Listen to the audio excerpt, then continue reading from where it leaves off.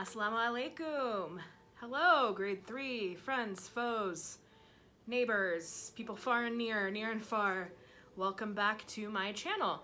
We finished Matilda, and at Mohammed Ihab's request, we are going to now read James and the Giant Peach, also by Roald Dahl. This book is a bit shorter than Matilda, so I will read more chapters at a time so that we don't drag it out for too long. And yes, that is the James and the Giant Peach soundtrack by Randy Newman playing in the background, which you can find on Spotify. All right, so James and the Giant Peach, as I said, was also written by Roald Dahl, the same person who wrote Matilda, and we will be starting the BFG as well. So without further ado, chapter 1 of James and the Giant Peach. Until he was 4 years old, James Henry Trotter had a happy life. He lived peacefully with his mother and father in a beautiful house beside the sea. There were always plenty of other children for him to play with, and there was the sandy beach for him to run about on, and the ocean to paddle in. It was the perfect life for a small boy. Then, one day, James's mother and father went to London to do some shopping, and there, a terrible thing happened. Both of them suddenly got eaten up, in full daylight, mind you, and on a crowded street, by an enormous, angry rhinoceros which had escaped from the London Zoo. Now this, as you can well imagine, was a rather nasty experience for two such gentle parents. But in the long run, it was far nastier for James than it was for them. Their troubles were over in a jiffy. They were dead and gone in 35 seconds flat. Poor James, on the other hand, was still very much alive, and all at once he found himself alone and frightened in a vast, unfriendly world. The lovely house by the seaside had to be sold immediately, and the little boy, carrying nothing but a small suitcase containing a pair of pajamas and a toothbrush, was sent away to live with his two aunts. Their names were Aunt Sponge and Aunt Spiker, and I'm sorry to say that they were both really horrible people. They were selfish and lazy and cruel, and right from the beginning they started beating poor James for almost no reason at all. They never called him by his real name, but always referred to him as "you disgusting little beast," or "you filthy nuisance," or "you miserable creature." And they certainly never gave him any toys to play with or any picture books to look at. His room was as bare as a prison cell. They lived, Aunt Sponge, Aunt Spiker, and now James as well, in a queer ramshackle house on the top of a high hill in the south of England. The hill was so high that from almost anywhere in the garden, James could look down and see for miles across a marvelous landscape of woods and fields. And on a very clear day, if he looked in the right direction, he could see a tiny gray dot far away on the horizon, which was the house that he used to live in with his beloved mother and father. And just beyond that, he could see the ocean itself, a long, thin streak of blackish blue, like a line of ink, beneath the rim of the sky. But James was never allowed to go down off the top of that hill. Neither Aunt Sponge nor Aunt Spiker could ever be bothered to take him out herself, not even for a small walk or a picnic. And he certainly wasn't permitted to go alone. "The nasty little beast will only get into mischief if he goes out of the garden," Aunt Spiker had said, and terrible punishments were promised him, such as being locked up in the cellar with the rats for a week, if he even so much as dared to climb over the fence. The garden, which covered the whole top of the hill, was large and desolate, and the only tree in the entire place, apart from a clump of dirty old laurel bushes at the far end, was an ancient peach tree that never gave any peaches. There was no swing, no seesaw, no sandpit, and no other children were ever invited to come up the hill to play with poor James. There wasn't so much as a dog or a cat around to keep him company. And as time went on, he became sadder and more lonely. And he used to spend hours every day standing at the bottom of the garden, gazing wistfully at the lovely but forbidden world of woods and fields and ocean that was spread out below him like a magic carpet. You can kind of see the picture. Not very well. Chapter 2. After James Henry Trotter had been living with his aunts for 3 whole years, there came a morning when something rather peculiar happened to him. And this thing, which I say was only rather peculiar, soon caused a second thing to happen, which was very peculiar. And then the very peculiar thing in its own turn caused a rather fantastically peculiar thing to occur. It all started on a blazing hot day in the middle of summer. Aunt Sponge, Aunt Spiker, and James were all out in the garden. James had been put to work as usual. This time he was chopping wood for the kitchen stove. Aunt Sponge and Aunt Spiker were sitting comfortably in deck chairs nearby, sipping tall glasses of fizzy lemonade and watching him to see that he didn't stop work for one moment. Aunt Sponge was enormously fat and very short. She had small, piggy eyes, a sunken mouth, and one of those white, flabby faces that looked exactly as though it had been boiled. She was like a great white, soggy, overboiled cabbage. Aunt Spiker, on the other hand, was lean and tall and bony, and she wore steel-rimmed spectacles that fixed on the end of her nose with a clip. She had a screeching voice and long, wet, narrow lips, and whenever she got angry or excited, little flecks of spit would come shooting out of her mouth as she talked. And there they sat, these two ghastly hags, sipping their drinks and every now and again screaming at James to chop faster and faster. They also talked about themselves, each one saying how beautiful she thought she was. Aunt Sponge had a long-handled mirror on her lap, and she kept picking it up and gazing at her own hideous face. "I look and smell," Aunt Sponge declared, "as lovely as a rose. Just feast your eyes upon my face, observe my shapely nose, behold my heavenly silky locks, and if I take off both my socks, you'll see my dainty toes. But don't forget," Aunt Spiker cried, "how much your tummy shows." Aunt Sponge went red. Aunt Spiker said, "My sweet, you cannot win. Behold my gorgeous curvy shape, my teeth, my charming grin. Oh, beauty's me, how I adore my radiant looks, and please ignore the pimple on my chin." "My dear old trout," Aunt Sponge cried out, "you're only bones and skin. Such loveliness I possess can only truly shine in Hollywood," Aunt Sponge declared. "Oh, wouldn't that be fun? I'd capture all the nation's hearts. They'd give me all the leading parts. The stars would all resign." "I think you'd make," Aunt Spiker said, "a lovely Frankenstein." Poor James was still slaving away at the chopping block. The heat was terrible. He was sweating all over. His arm was aching. The chopper was a large, blunt thing far too heavy for a small boy to use. And as he worked, James began thinking about all the other children in the world and what they might be doing at this moment. Some would be riding tricycles in their gardens, some would be walking in cool woods and picking bunches of wildflowers, and all the little friends whom he used to know would be down by the seaside playing in the wet sand and splashing around in the water.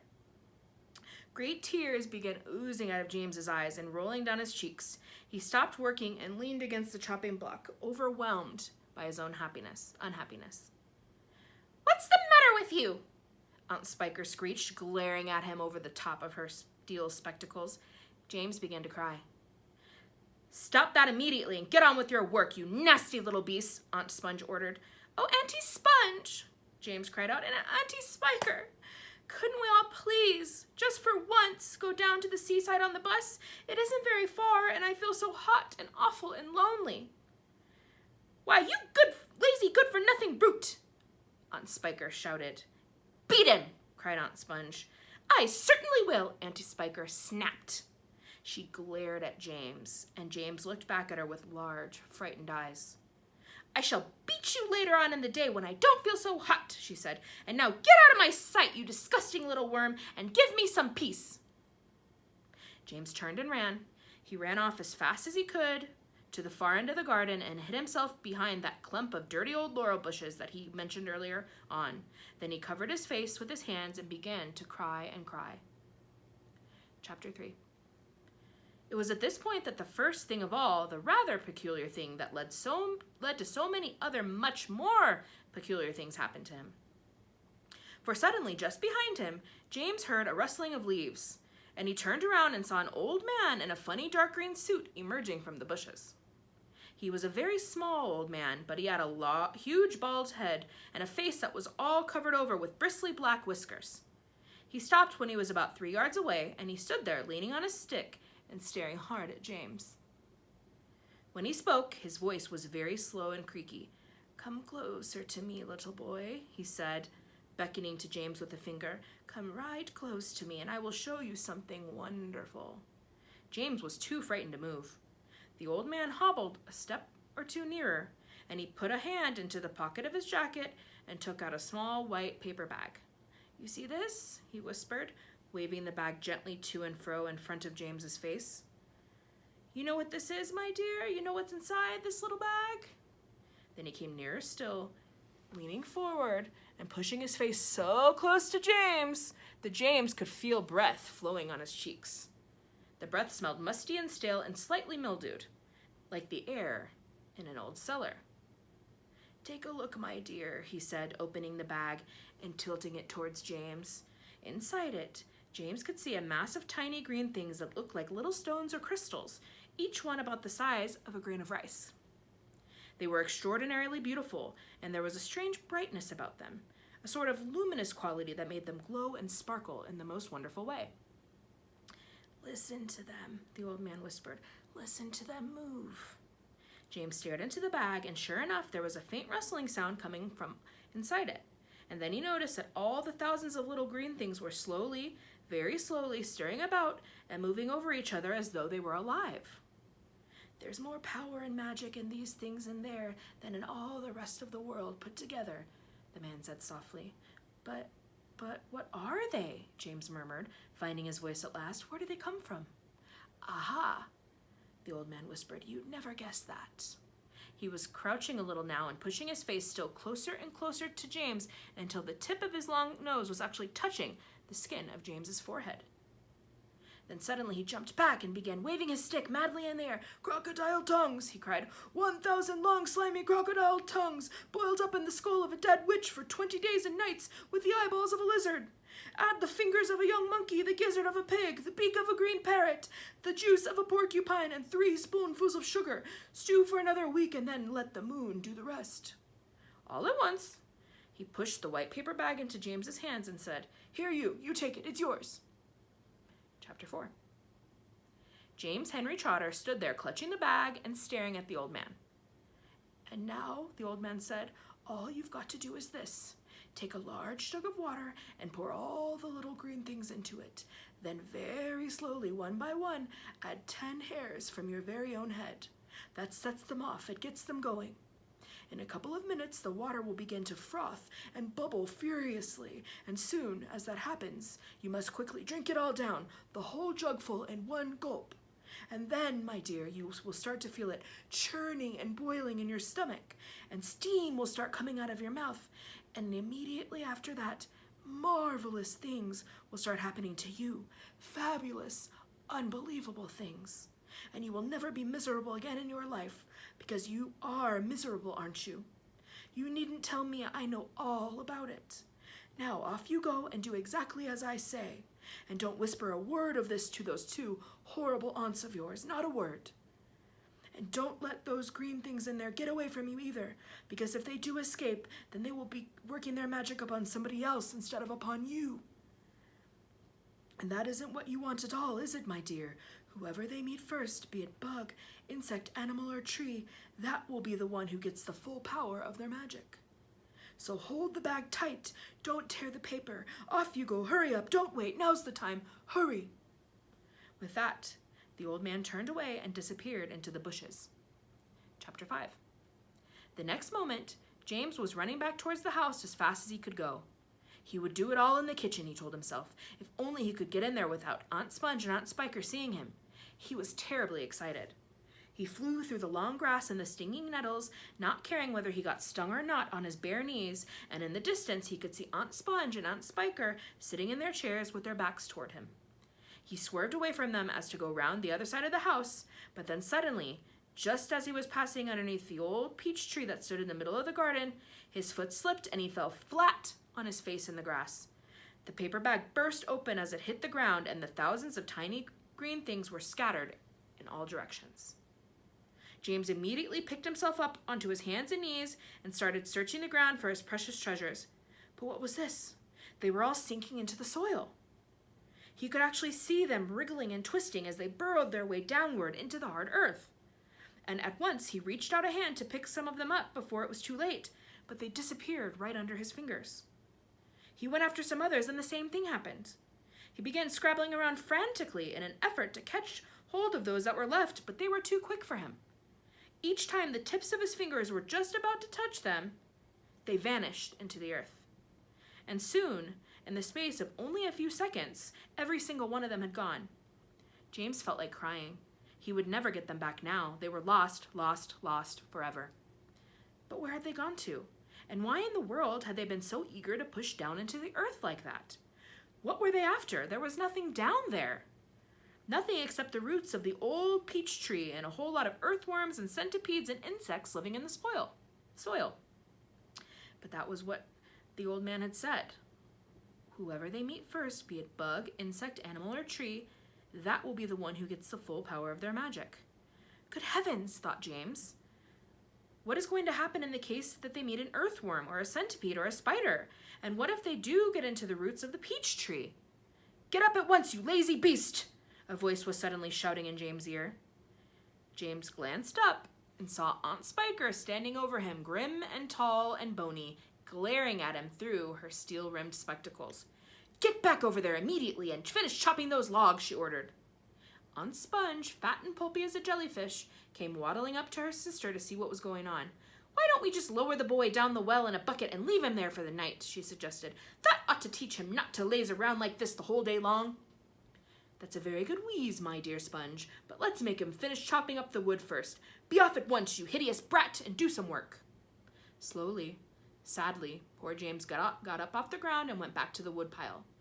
Oh, if only he hadn't slipped and fallen and dropped that precious bag. All hope of a happier life had gone completely now. Today and tomorrow and the next day and all the other days as well would be nothing but punishment and pain, unhappiness and despair. He picked up the chopper and was just about to start chopping away again when he heard a shout behind him that made him stop and turn. Chapter 6. Sponge! Sponge! Come here at once and look at this! At what? It's a peach! Aunt Spiker was shouting. A what? A peach! Right up there on the highest branch! Can't you see it? I think you must be mistaken, my dear Spiker. That miserable tree never has any peaches on it. There is one now, Sponge. Look for yourself. You're teasing me, Spiker. You're making my mouth water on purpose when there's nothing to put in it. Why, that tree's never even had a blossom on it, let alone a peach. Right up on the highest branch, you say, I can't see a thing. Very funny. Ha ha. Good gracious me. Well, I'll be blowed. There really is a peach up there. A nice big one, too, Aunt Spiker said. A beauty, Aunt Sponge cried out. At this point, James slowly put down his chopper and turned and looked across at the two women who were standing underneath the peach tree. Something is about to happen, he told himself. Something peculiar is about to happen at any moment. He hadn't the faintest idea what it might be, but he could feel it in his bones that something was going to happen soon. He could feel it in the air around him, in the sudden stillness that had fallen upon the garden. James tiptoed a little closer to the tree.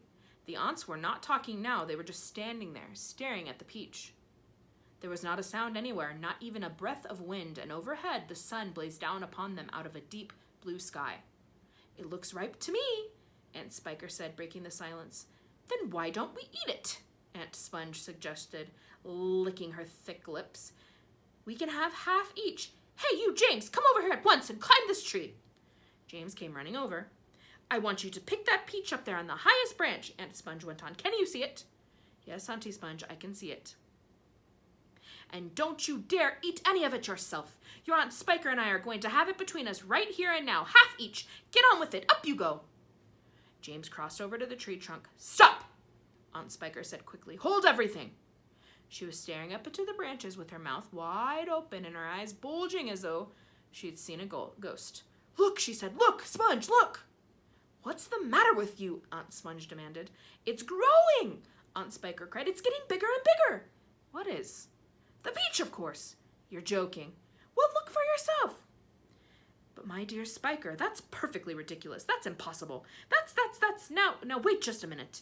No, that can't be right. No, yes, great Scott, that thing really is growing. It's nearly twice as big already, Aunt Spiker shouted. It can't be true. It is true. It must be a miracle. Watch it, watch it. I am watching it. Great heavens alive, Aunt Spiker yelled. I can actually see the thing bulging and swelling before my very eyes. Chapter 7. The two women and the small boy stood absolutely still on the grass underneath the tree, gazing up at this extraordinary fruit. James's little face was glowing with excitement. His eyes were as big and bright as 2 stars. He could see the peach swelling larger and larger, as clearly as if it were a balloon being blown up. In half a minute, it was the size of a melon. In another half minute, it was twice as big again. "Just look at it growing," Aunt Spiker cried. "Will it ever stop?" Aunt Sponge shouted, waving her fat arms and starting to dance around in circles. And now it was so big it looked like an enormous butter-colored pumpkin dangling from the top of the tree. "Get away from that tree trunk, you stupid boy," Aunt Spiker yelled. "The slightest shake and I'm sure it'll fall off. It must weigh 20 or 30 pounds at least." The branch that the peach was growing upon was beginning to bend over further and further because of the weight. "Stand back," Aunt Sponge shouted. "It's coming down. The branch is going to break." But the branch didn't break. It simply bent over more and more as the peach got heavier and heavier. And still it went on growing. In another minute, this mammoth fruit was as large and round and fat as Aunt Sponge herself, and probably just as heavy. "It has to stop now," Aunt Spiker yelled. "It can't go on forever." But it didn't stop. Soon it was the size of a small car and reached halfway to the ground. Both aunts were now hopping round and round the tree, clapping their hands and shouting all sorts of silly things in their excitement. "Hallelujah!" Aunt Spiker shouted. "What a peach! What a peach! Terrifico!" Aunt Sponge cried out. "Magnifico! Splendifico! What a meal! It's still growing. I know! As for James, he was so spellbound by the whole thing that he could only stand and stare and murmur quietly to himself, "Oh, isn't it beautiful? It's the most beautiful thing I've ever seen." "Shut up, you little twerp," Aunt Spiker snapped, happening to overhear him. "It's none of your business." "That's right," Aunt Sponge declared. "It's got nothing to do with you whatsoever. Keep out of it." "Look," Aunt Sponge shouted. "It's growing faster than ever now. It's speeding up." "I see it, Spiker. I do. Bigger and bigger grew the peach, bigger and bigger and bigger. Then at last, when it had become nearly as tall as the tree that it was growing on, as tall and wide, in fact, as a small house, the bottom part of it gently touched the ground, and there it rested. "It can't fall off now," Aunt Sponge cried. "It stopped growing," Aunt Spiker cried. "No, it hasn't. Yes, it has." "It's slowing down, Spiker. It's slowing down, but it hasn't stopped yet. You watch it." There was a pause. "It has now. I believe you're right. Do you think it's safe to touch it?" "I don't know. We'd better be careful." Aunt Sponge and Aunt Spiker began walking slowly round the peach, inspecting it very cautiously from all sides.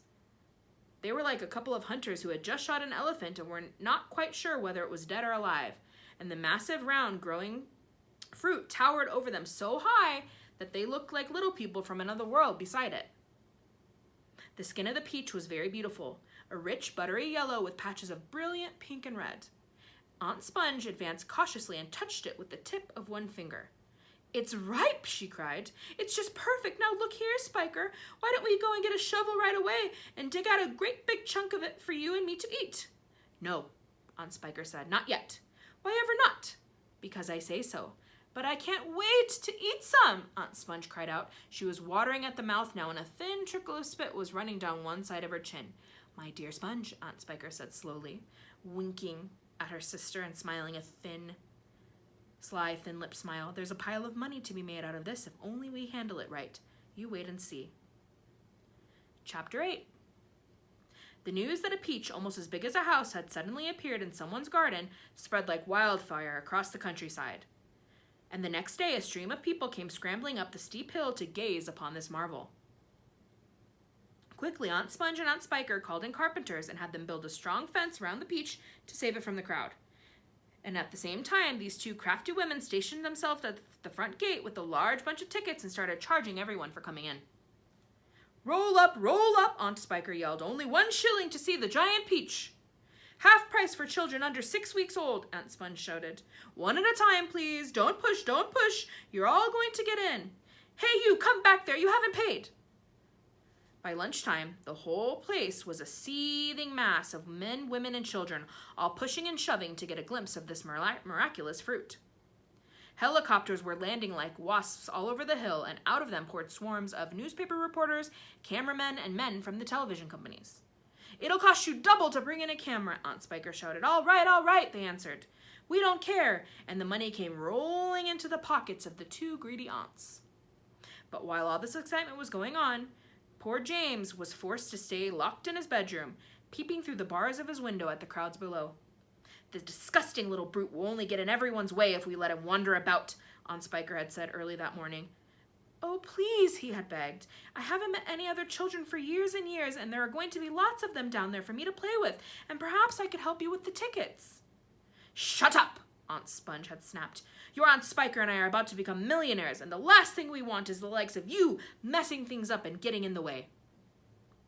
Later, when the evening of the first day came and the people had all gone home, the aunts unlocked James's door and ordered him to go outside and pick up the banana skins and orange peel and bits of paper that the crowd had left behind. "Could I please have something to eat first?" he asked. "I haven't had a thing all day." "No!" they shouted, kicking him out of the door. "We're too busy to make food. We are counting our money." "But it's dark," cried James. "Get out," they yelled, "and stay out until you've cleaned up the mess." The door slammed. The key turned in the lock. That is the end of chapter 8. So as you can see, we have a giant peach just chilling in their yard. We don't know where exactly it came from. Something about some magical bits of material in a bag. We know that James lives with his horrible aunts and that he was hoping to use the magic to make his life better. So we should see soon what happens next, inshallah. I hope you've enjoyed this new story. All right, I'll catch you later. Assalamu alaikum, be well, and Ramadan Mubarak. It's almost over. Bye, guys.